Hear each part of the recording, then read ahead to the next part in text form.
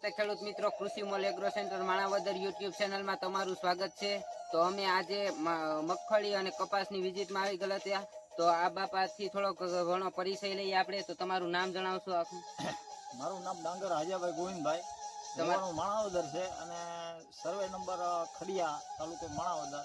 અને મેં મારી મંડવીમાં ટ્રીટમેન્ટ કૃષિ મોલ માણાવદર હિતેશભાઈ ત્યાંથી પહેલેથી છેલ્લા સુધી તમારો મોબાઈલ નંબર બોલજો બાબા। મારા મોબાઈલ નંબર છે 9426478894। તો તમને આ બોન્ટેડ નું રિઝલ્ટ કેવું મળ્યું આ મગફળીમાં? બહુ સારું છે અને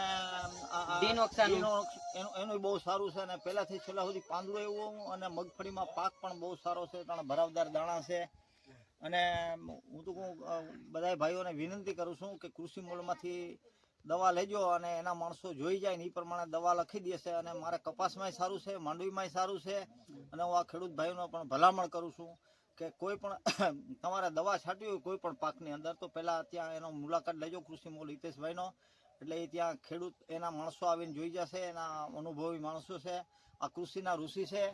એટલે આમાં તમને બધાને કહું છું કે ભાઈ આમાં આડેધડ તમે દવા છાંટતા નહીં અને એના પૂછા છે છાંટતા નહીં। તમારે શું રોગ છે, ક્યારે એમાં કઈ દવા છાંટવી છે, તો એ પ્રમાણે તમે એની સલાહ લઈ અને આગળ વધજો। અને મારી સલાહ છે ખેડૂત ભાઈ, તમારે મગફળી અને કપાસ અવાર સારામાં સારા છે? બે સારામાં સારા અને પાયેથી છેલ્લા સુધીનું અત્યારે હું એનું જ સલાહ લઈ અને એના માર્ગદર્શન નીચે દવા છાંટું છું।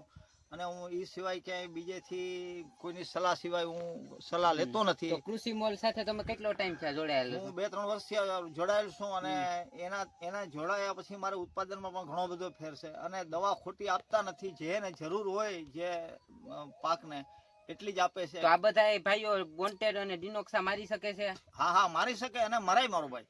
હજી જેને પાછેતરી માંડવ્યું છે એને તો ખાસ આ મારવાની જરૂર છે મારો ભાઈ। તો રિઝલ્ટ સારામાં સારું છે? સારામાં સારું। જુઓ તમે આના પાંદડા પણ આમ જુઓ તમે, ગ્રોથ છે સાથે ઉત્પાદન એવું છે। ને આ માંડવી આ લોકો તો કે છે ખાંડી ઉપર વહી જાય માંડવી એને એમ કે છે, પણ મને સારું દેખાય છે કે હવે નીકળે પછી ખબર પડે, પણ ઉત્પાદન તો સારું। તો તમારે દારૂ પણ અવાર સારામાં સારું છે? એમાં પહેલે છેલ્લા સુધી આમાં પાંદડું એક પણ પાંદડું ખીરું નથી અને અત્યારે પાક ઉપર આવે ને તો લગભગ પાંદડા ખરી જતા હોય છે।